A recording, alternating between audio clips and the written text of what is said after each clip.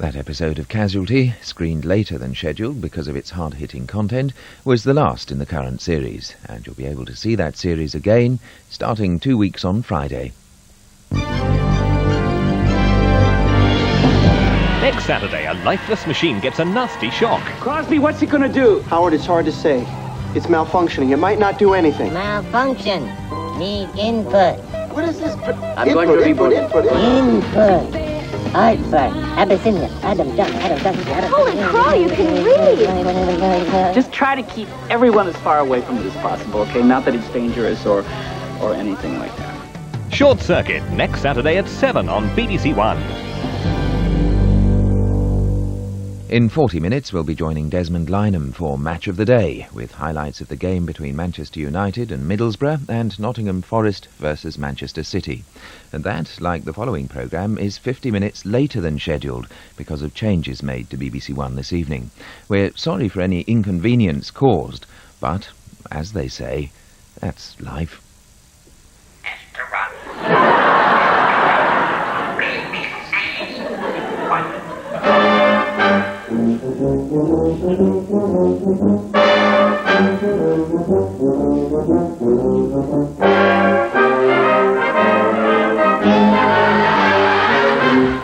Would you like to run your fingers through mine?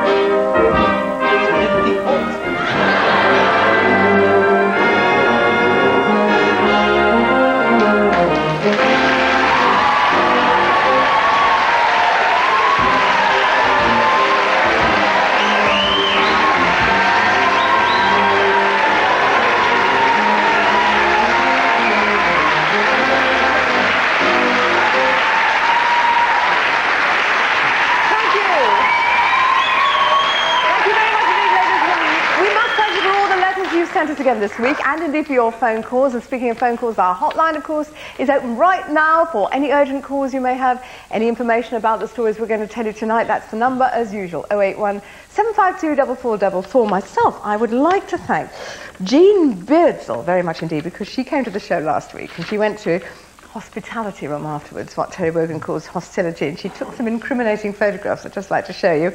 She caught Howard wearing his relaxing head cover.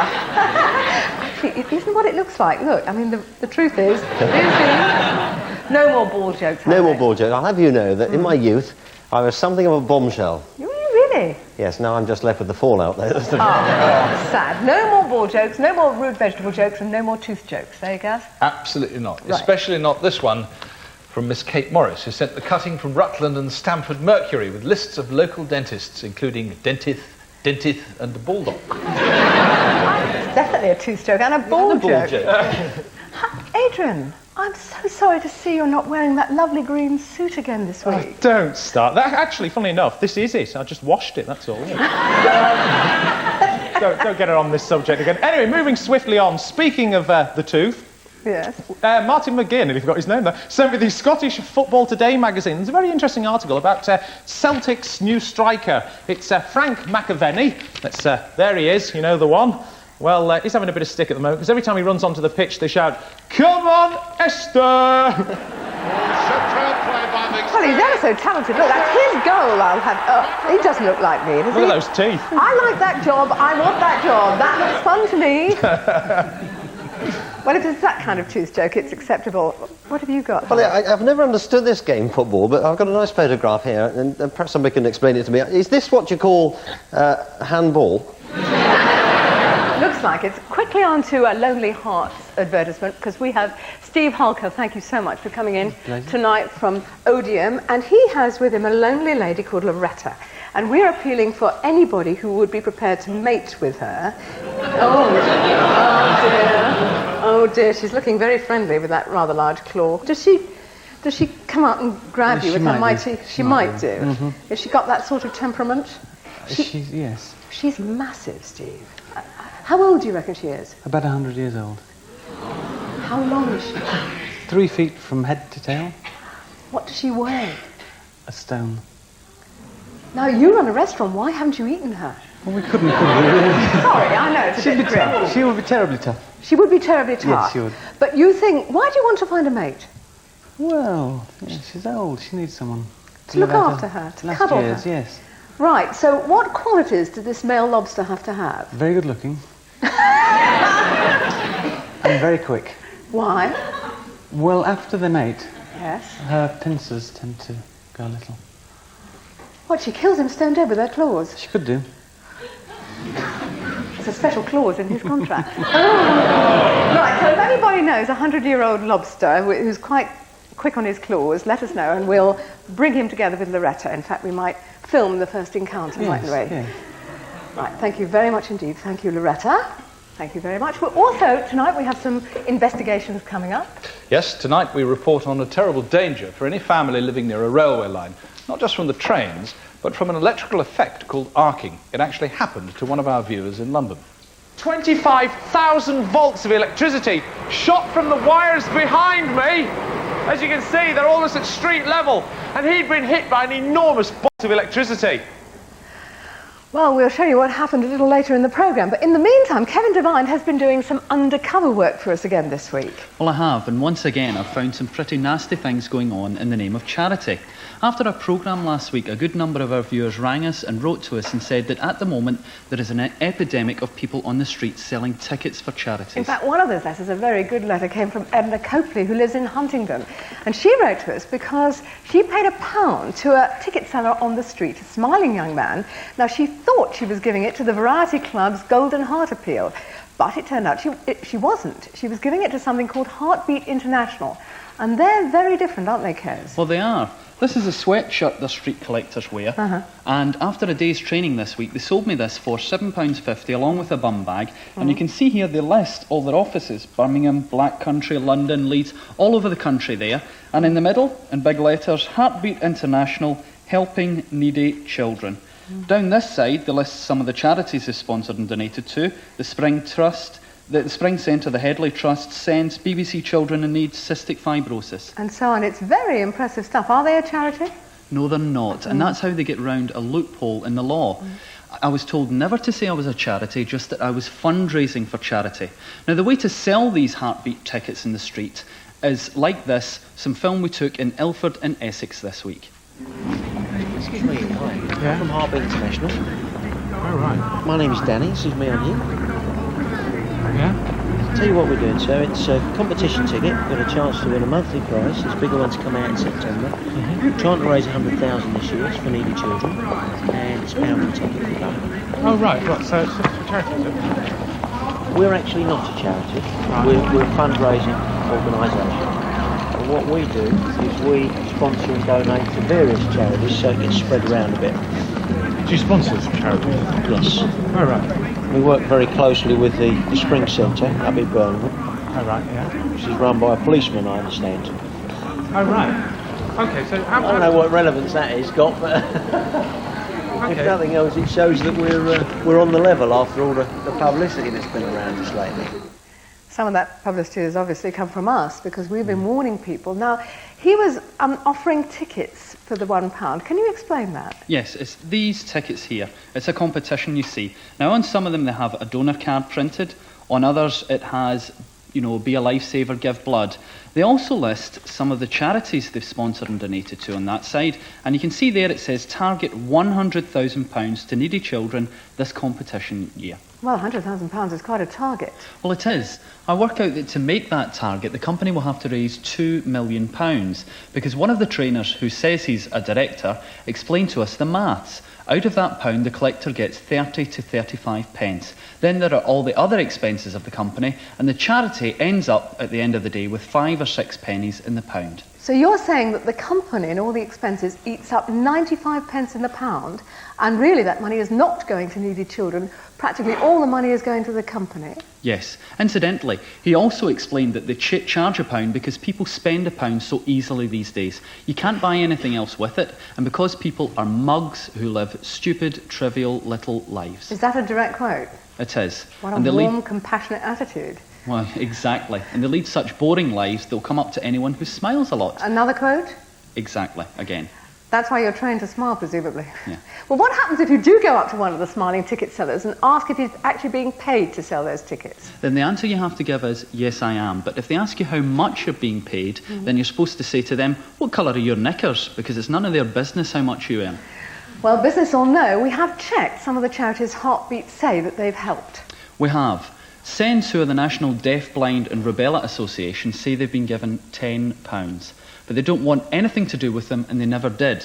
Cystic Fibrosis Trust can't find a record of a single penny. They say they don't find this at all amusing. The Birmingham Children's Hospital say they've had £100, but they were quite shocked when we told them that the company keep 94 or 95 pence out of every pound. And the Spring Centre for Down Syndrome's baby, which is on Heartbeat's ID, they say they're associated with on the ID, told us, yes, they have had £1,200 from them, but they're very concerned now at the way the money was raised. So they're ending their association, even though they need every penny because their grant's just been cut. The Headley Roberts Trust give needy children holidays. They've had a donation of £400, but they say they're disgusted at the way Heartbeat works. They think the law should state at least 35% of the money raised should go to charity. Well, that is a very good idea. It is, but the law does not say that. Stephen Lee, who's the director of the Institute of Charity Fundraising Managers, he says he thinks Heartbeat are cheating the public and it's a scandal. So you put that very strong criticism to Heartbeat International themselves. I did indeed. I went back to Barry Shepherd, who runs their office in South Woodford, and I put to him what our viewers and the charities had said to us. Barry. Hi, my name's Kevin Devine. I'm from BBC Television, That's Life. Can I have a quick word? Yeah. Hello. Yeah. Thank you. Hang on a moment. Hi, how do you do? I thought I'd seen you somewhere before. What we'd like to ask you is Yeah. that you... Just hang on a minute, will you? Right, you sell your tickets to people, Yes. and the people we've spoken to Yes. think that they're Hang on a actually minute, giving just- money to charity. No, they don't. What you don't tell people is that Hang on only a minute. 6% goes to charity. Can I call you back, Denise? Okay. What are you saying? Well, you don't tell people when you're selling the competition tickets Yes. that only 5 or 6% goes to charity. But people buy the tickets assuming that more money's No, going to if you charity. find out, what did you do in the training course? What were you told? I was told to say we're not a charity. We're not saying that. What we're saying is that you don't tell people that only 5 or 6% goes to charity. And the people you have listed Hang up on, there... hang on, you're just saying it wrong there. Can we just hang on? I'm trying to run a business here. Just hang on a moment, please. You want me to go out just now? Go out where you like. I don't mind you coming in. But I've Yeah. got phones to answer. Okay. haven't I suggest what you do, Yeah. is phone charity commissioners in Liverpool and Yeah. find out how much has been donated. Okay, we will Okay. do. Have you been to this one? Spring Centre, we're checking with them. Yeah. Sense, You'll find that's run by the police. Yes. Yeah, and you'll find that there's no problem there. Right. Okay. Sense say that they've only had about £16 from you. Yeah, because that was a £10. winner. Yeah. And they say that they don't want you to use their name. Cystic Fibrosis say that they don't want anything Which to do one? with you. Cystic Fibrosis, it's on your sweatshirt. And this is why people think that they're giving the money to these charities. That's only 5 or 6% of the money that's raised. What happens Yes. to the rest of it? You know, you've got Yeah, 30p yes, to selling exactly. it. Yes, Exactly. 5p overrider, 10p the manager. Yeah. Who else do you want to know? So where's the balance between the 35% that I'm giving? No, 45. Or the 45% Yes. and the 5%? Don't forget your charity. You've got your charity. We've got to run a company. We're running a company. We are a trading company, and I'll reiterate what I just said. There. It's a trading company. It's a trading company, not a charity. But all the same, what it means is that the law and the charity commissioners are, in fact, failing to protect genuine charities who are being exploited by this loophole in the law. And so, of course, the members of the public who give this money generously in the first place. So our advice is? If you want to give money to charity, don't give it this way. Tell the smiling ticket seller that you will give it direct to SENS or Cystic Fibrosis or the Headley Roberts charity or one of the many, many reputable children's charities who are desperate for money in these tough times. Now, the law related to charities is being reformed this autumn, and that would be a chance for MPs to take this loophole and make sure that it doesn't carry on, that companies like this one can't go on exploiting it. It would. So let's hope someone out there is watching us tonight. Thank you very much indeed, Kev. Okay. Howard. Well, it's my pleasure and privilege to introduce you to Wendy Jenkins, who lives in Royston in Hertfordshire and has a most unusual way of writing. Hello, Wendy. What is it exactly that you do? I write backwards. You write backwards? I write backwards. Does this have a practical application at all? It does. When I'm away on holiday, I write to my husband and fax it to the secretaries. Can't read the letters I write. Show me how you do it. Can you talk and write at the same time? Not really. I've got to not ask you any questions then. That is extraordinary. Is this something you had to learn, or have you always been able to do it? I used to do it on the school bus, in the condensation, write my name on the school bus. I thought everyone could do it, but I've realised since that not so many people can do it. Now we can test this, can't we? Have you finished? I think that's... I'll put this mirror there. That says... What does that say?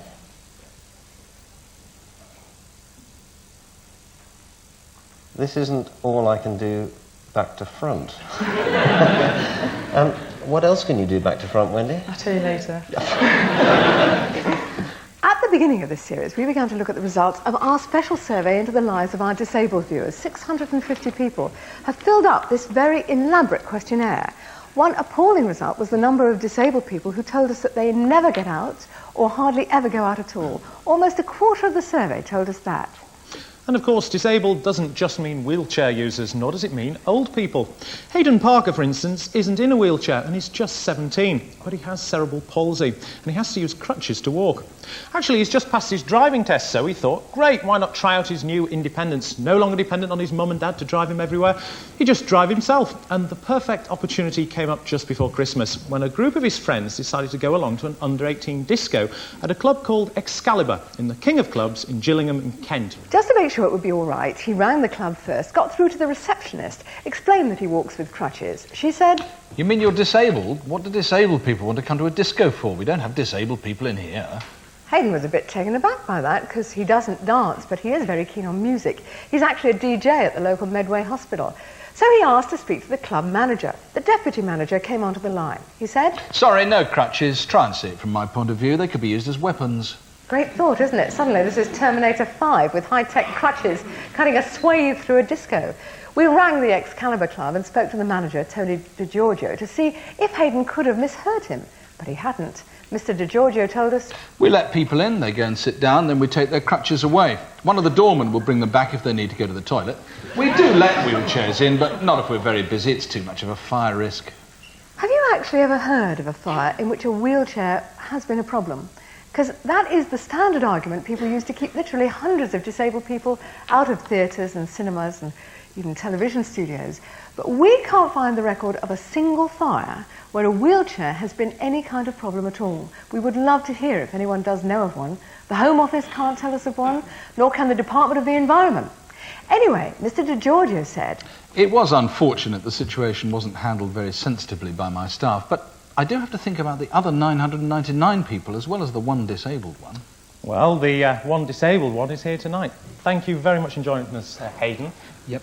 Can I ask you, how did that incident make you feel?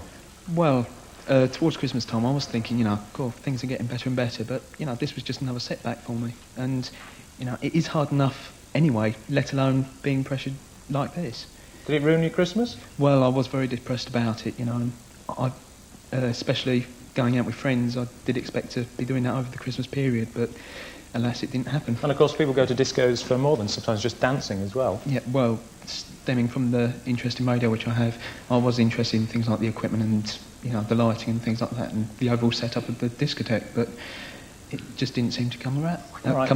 So, what about your future plans then? Well, I'm determined now I'm not going to go back to that club, but I'm going to try and endeavour anyway to get out and about a lot more now I've passed the test. And what about your friends? How do they feel about this club? Well, they take the same attitude as me towards it. It doesn't seem right at all, especially deterring young people away. So, what, you're going to keep away from it? Yes. All right. Well, I don't think anyone here will blame you for that. Thank you very much for coming in. Thank you.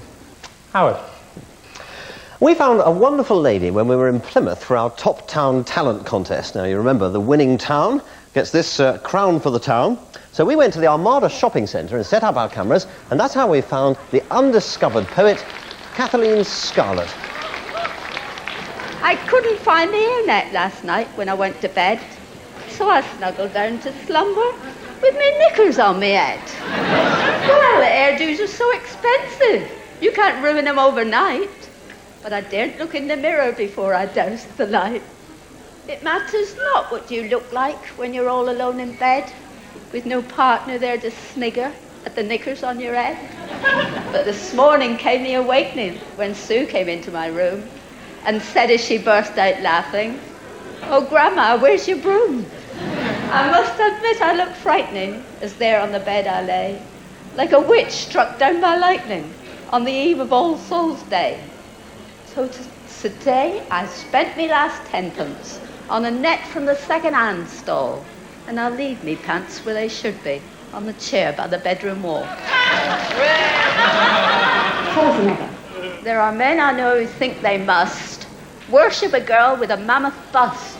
If underneath her woolly sweater she's 42, they think it better than shiny hair or pretty face, and shapely legs take second place. Of such a bust I cannot boast. I'm 32 at the very most, and my cup size isn't A or B. Egg cup is more the size for me.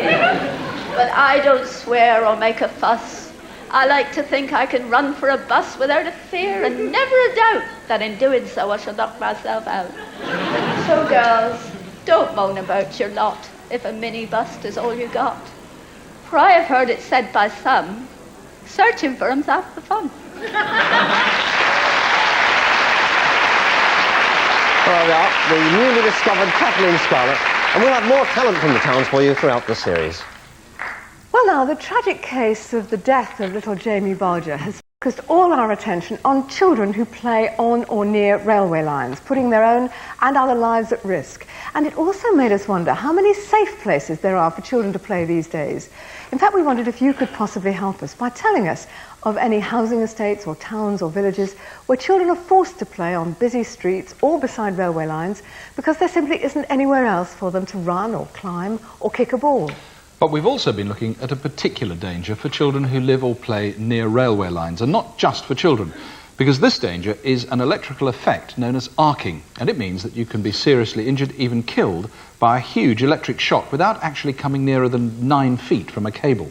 You don't actually have to be touching the wire. You don't even have to be on the track. We know about it from a letter we've received from Jill Fuchs, who lives in Abbey Road in northwest London. She said, "In May 1991, my 2 grandchildren were playing on a little patch of grass on our estate. Kevin was 9. His sister Kerry was 11. Suddenly, my daughter Deborah rushed to my house. I found her hammering on the door for help in a state of shock. She said Kevin was on fire. She said Kerry was knocked out. Well, I couldn't understand how it happened. Kevin's dad had seen him and said he was so badly burnt it looked as if someone had poured petrol on him and lit it. The neighbours told me they'd heard a big bang like an explosion, but nobody could tell me how it had happened." So she rushed to hospital, and we must warn you that the pictures of Kevin are distressing. But, as Jill told us, "I took the photographs because we all feel so strongly that people must be warned about this terrible danger." Kevin had been electrocuted. They feared at first his kidneys, liver, all his internal organs might have been damaged. They put him on a life support machine for 5 days. He was 3 weeks in hospital in great pain, but he was amazingly brave. He's still going to need a lot of plastic surgery, but he's recovered very well. we said, do you now know how it happened? Yes, we've been able to piece the story together. The railway line runs next to the estate in a cutting. In the gales of 1989, a tree had blown down, bringing the fence down with it. Kevin was playing there. You sure he wasn't playing on the track? Absolutely sure. There's a 20-foot drop down to the track. He couldn't have been the wrong side of the fence, but we think he was sitting on the wall. Touching the cable? No, the cables are quite close, but certainly not close enough to touch. The electricity had leapt across to him. I think he'd been holding a piece of wire, a bit of the broken fence, and the current had been attracted to it. This rather interesting machine demonstrates the principle of arcing, as it's called. It means that metal objects near electric railway lines can actually act, as the way my hand is acting now, draw the electricity to them like a lightning conductor. Adrian went to the estate where Kevin lives to see exactly where it happened.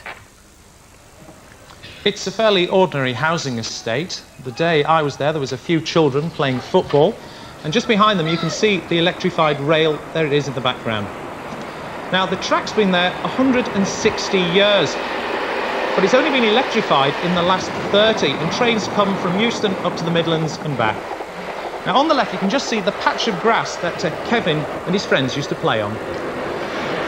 This little patch of grass is one of the few places that children can play round here. As you can see, it's very close to the railway line behind me. This tree stump is all that remains of a tree that came down in 1989, bringing with it part of the fence. And Kevin was on the wall, on this side of the wall. He had in his hand a piece of wire the size of that twig. And then it happened. 25,000 volts of electricity shot from the wires behind me. As you can see, they're almost at street level. And he'd been hit by an enormous bolt of electricity. Since that terrifying accident, British Rail have erected a warning sign and repaired the fence. But what local people want to know is, was the man who erected that satellite dish safe when he did so? Or the men who put up the scaffolding further down the line, especially now that we know that electricity can arc 9 feet. Obviously now we know the danger there, but if you hadn't known that, Adrian, would you have felt in danger when you stood on that green patch? Absolutely not, because it's such a nice little enclosed space. In fact, it's the only play area in that estate, and you wouldn't have any idea what was going on around there. Well, Jill Fawkes was so concerned about this danger that after the accident she rang British Rail over and over again, begging them to put up warning signs and make sure that all the fences were properly maintained. They did repair the fence, as you saw, where the children had been hurt. And as you saw, they did put up one sign. But it was not enough to save Tony Fishenden a year later. Tony was only 27. He had 2 children. His baby Michael was aged 10 months, and his other son Tony was aged 8. His mother, Valerie Fishenden, told us, Tony was so happy because he'd just got a job as a scaffolder. He was working putting up some scaffolding behind a house by the railway line. His brother-in-law was with him, and he saw Tony holding a scaffolding pole, and then suddenly a bolt of electricity seemed to buzz and leap across from the cable to the pole. It killed him instantly. That was in August 1992. He died 200 yards from the spot where Kevin was almost killed, from the same electricity arcing from the same British Rail cables. Only a couple of miles down the track, Dean Collins, aged 7, was playing on the pavement with some friends. This is his favourite tree. They were actually trying to build a tree house in it. Dean had picked up a length of metallic tape and was whirling it round his head. His father, Sean, told us, suddenly the electricity from the cables hit him. He was knocked unconscious by the shock. A neighbour knew first aid and she was able to resuscitate him, but he suffered very considerable brain damage. We lived with him for 9 months in the hospital. Now, 2 years after the accident, we can see great signs of improvement. He responds to us with his eyes. We can make him laugh, and he's trying to form words. But it is heartbreaking to see the change from that active, laughing little boy who was once playing on the safe side of the railway wall. Dean's father told us, I think British Rail need to take their responsibilities more seriously. I think they should warn people of this danger of arcing, especially in this area where the cables are so close. There are still no warnings at all where Dean was playing, and there's another terribly dangerous place on our estate, just 100 yards from our front door. It's an estate where hundreds of children live. Come and have a look. So Adrian did just that. Here we are, right in the middle of the estate. This building behind me looks a great den for children to play in. In fact, the door on the front has no lock. It's been like that for 7 months. If you follow the steps down here, you have to be careful because it's very dark. All scattered around, there are children's sweet wrappers, lemonade bottles. So it's obviously that kids have probably been down here fairly recently. You come out onto the first level, and it's unbelievable because as you can hear and now see, there are the trains thundering up and down the track, and any child has access to these lines. It's quite incredible. That just looks incredibly dangerous, as you said. Well, we met a lot of children there, and obviously they didn't want to appear on camera, and they said, well, look, we play football here, and the ball goes over the wall, and it's dead simple. We just go down there, we go onto the tracks, wait for the trains to go, nip in and out, pick the ball up. Other children said they played hide and seek using that little den. They go in there when it's raining, and it's access to all those lines. We told British Rail, of course, about that unlocked door down to the track. Within hours of our phone call, they went down and they welded the door shut. But we want to know why they didn't know about it before. We told them about the scaffolding and the satellite dish that Adrian had discovered. It seems that the scaffolders had asked BR advice before they started work there, but BR had no idea who'd put the satellite dish up. They told us, we have 24,000 miles of track, and it would be foolhardy to put signs up everywhere.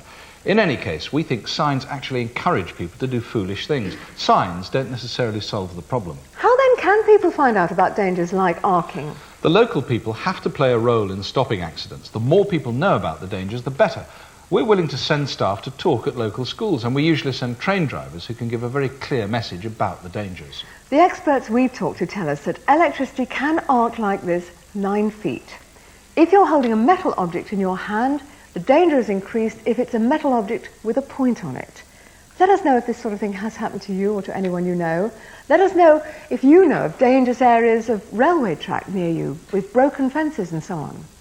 And please don't forget, we are terribly interested in whether today's children have safe places to play so that they aren't tempted to stray onto railway lines or other places where they can be so very badly injured. Howard. Wonderful news. First of all, from Mr. and Mrs. Donlan, who live in Solihull. And according to their Birmingham Post, former Page 3 girl Linda Lusardi will open the 30-second boat, caravan and leisure show. How different she looks out of makeup. And Kim Potamatis saw in the Dudley News this remarkable article. I do like this. This is very funny. A Coseley vicar is worried that the state of his organ will put off young couples hoping to marry in his church. The Reverend Dennis White of Christchurch has launched an appeal for funds to restore his once mighty instrument to its previous impressive form. Well, I hope he raises the money. We've got a bit of sad news for you now. It's the death of a lovely Alsatian dog. You may remember her name was Jade. I'm afraid she died this week, but not before her reputation had literally travelled around the world. Television viewers in Australia and New Zealand thrilled to the wonderful talent of Jade and her 2 puppies, Guy and Izzy. You may remember they lived in a pub called The George in Castle Carey in Somerset. That's the Japanese for who wants it first.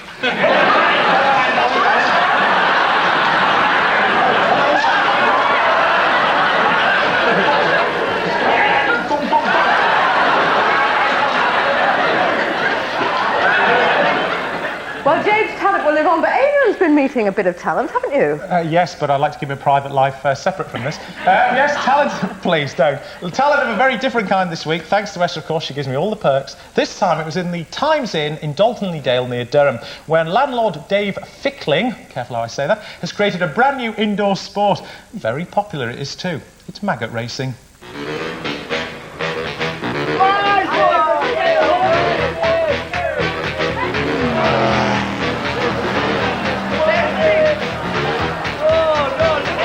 Do you train your maggots? Oh, yeah, there's a proper trainer. That's who'll be bringing them tonight, the trainer. Takes them out for a brisk wriggle in the morning, you know. Sometimes they're in our car park. And as Davy says, they prefer it to a day's fishing, anyway. And what sort of people come to an event like this? Maggot enthusiasts. As the ones that voted for Maggot Thatcher.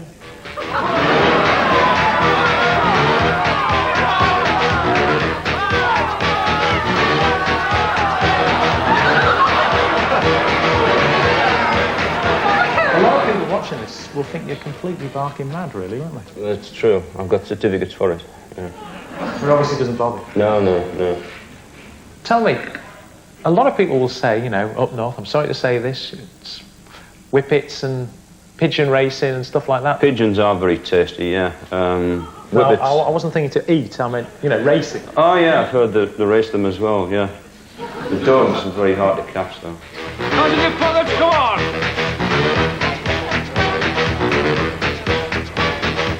Now, if you had a tip or a little bit of advice to give to our viewers who were thinking of starting their own maggot racing event, what would it be? Write to me with a self-addressed envelope and a cheque for £5,000, and I'll send them all the tips.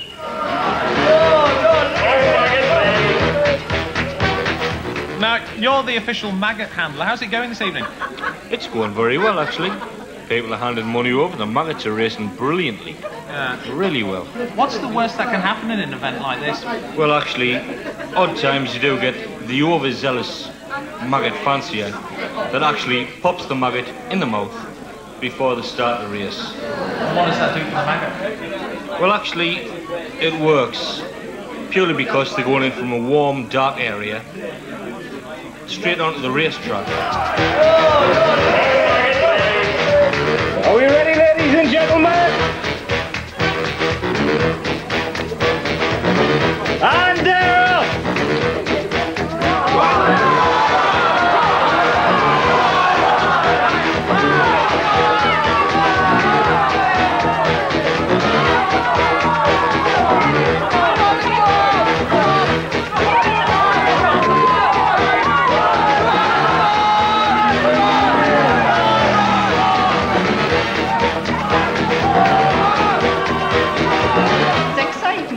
It is. So, you call this an exciting night out? You get addicted to it when you see them.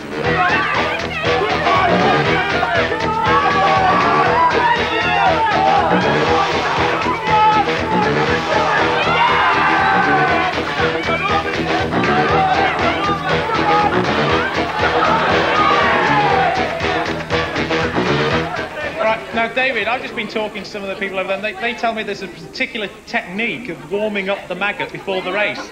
Yes, it's a method devised by Yorkshire anglers to warm maggots up before they actually put them on a hook. Yeah. In freezing conditions. Right, but in this, it actually makes them faster. Exactly, yes. It's a great technique. All trainers know about it. All right. And I'll just demonstrate it. Yes, please. Well, take the maggot. Let's have a look at it. Let's have a look. Yeah, right, fine. I'm having an old friend for lunch.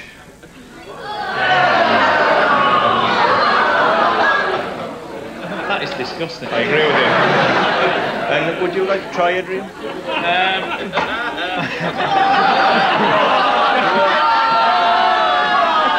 Yes, all right. I can't really argue, although I'll never get out alive. Wonderful one. We are shaking.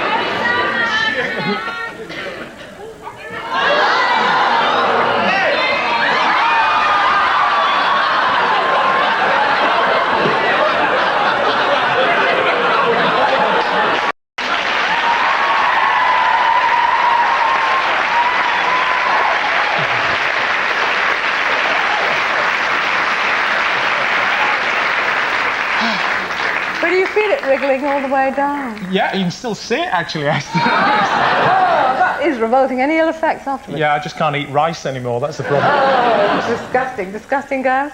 Lovely grub. But it's a pity to leave you with that particular taste in your mouth, so we bring you one last piece of good news. You remember our lovely film of the youngest farmer in Britain, Anna Kingsley from Luffenhall? We showed her going to bed, and this inspired another of our viewers, Dexter Braggins. He's also 4, but he's been ill rather a lot and never quite dared to sleep on his own in his own bedroom. Until, that is, he saw Anna. Then he thought, well, anything she can do, I can do better. And so he did. And here to celebrate are Dexter and Anna.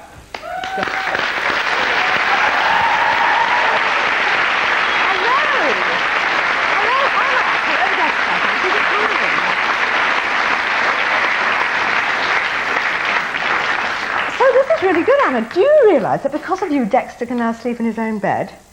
Were you ever scared of sleeping by yourself? A little bit, yes. Now you seem to have someone else with you. Who is this? Esther.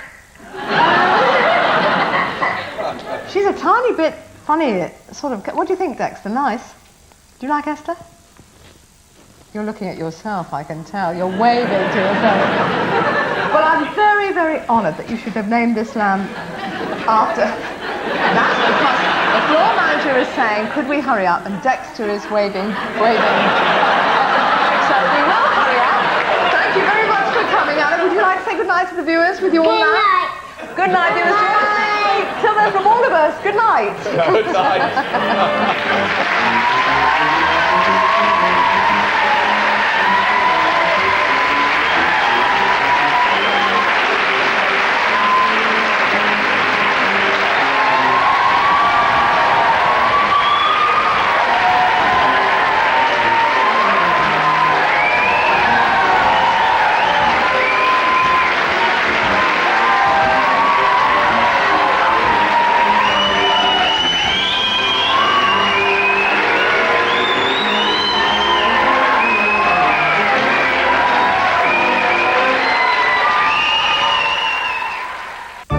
There's nostalgia in the air this Sunday on BBC One.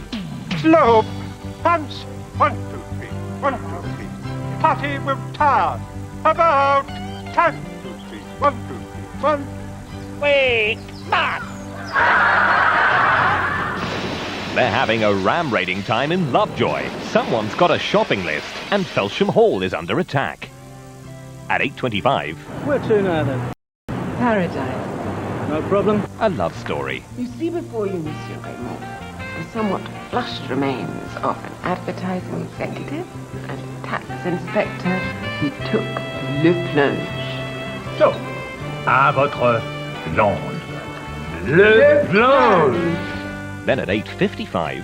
I was out the back working in the garden when he arrived, so I asked him if for the time being he'd put it in the downstairs toilet for me. And you know what he's done? He's only planted it in the... Full of surprises, Sunday night on BBC One. BBC Two's Birth Night rounds off in 25 minutes with the sinister conception of Rosemary's Baby, Roman Polanski's film starring Mia Farrow and John Cassavetes as the couple who become embroiled in the devil worship and witchcraft of 1960s New York. In contrast, BBC One's late film is a comedy, starring Warren Mitchell as the cousin to Victor Banerjee, playing an Indian immigrant who finds himself posing as a Harley Street doctor. Foreign Body is now at the later time of midnight. That's as a result of some changes we've made to BBC One's evening, which have also been responsible for this delayed kick-off for Match of the Day.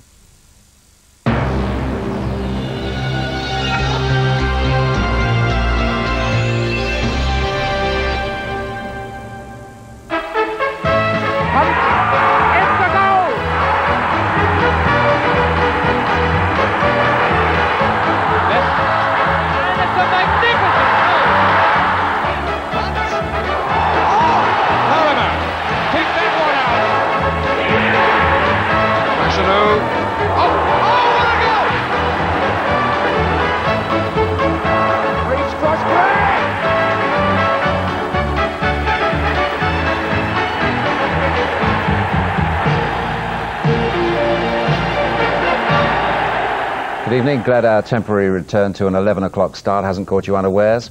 Now, around the country today, football crowds paid their respects to Bobby Moore.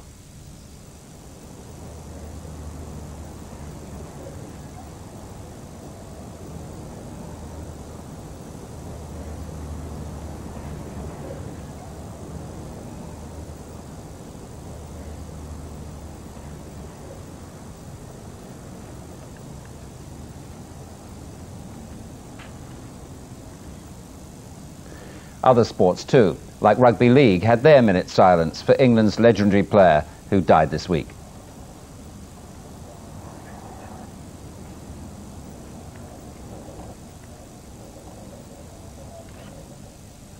Now, our action tonight comes from Old Trafford, where Manchester United took on Middlesbrough. We stay with the Championship challengers as we bring you Aston Villa against Wimbledon. And we have Nottingham Forest. They were hoping to continue their push away from trouble at home to Manchester City. There's the usual goals roundup. Alan and Trevor will have their points of view, and we have our Goal of the Month competition. Well, Manchester United began the day in second place, 2 points behind Villa, but with a game in hand. Middlesbrough was second from bottom after 4 league defeats in a row. Commentator at Old Trafford is Tony Gubber. Old Trafford sold out with a 4th successive crowd of over 36,000. That's currently the capacity to this stadium, which is rapidly shaping up to be one of the most attractive in Britain. The £10 million redevelopment of the old Stretford End will eventually produce a 44,000 all-seated capacity. It's certainly a home fit for the first winners of the Premier League title if United can finally fulfil great expectations. Well, the team today is unchanged from the one which has played in the last 5 league matches. And United have now lost only one of the 11 games in which Eric Cantona has appeared. They've scored in the process 23 times, which is double the strike rate before he arrived. Victories by other teams in midweek have dropped Middlesbrough into the relegation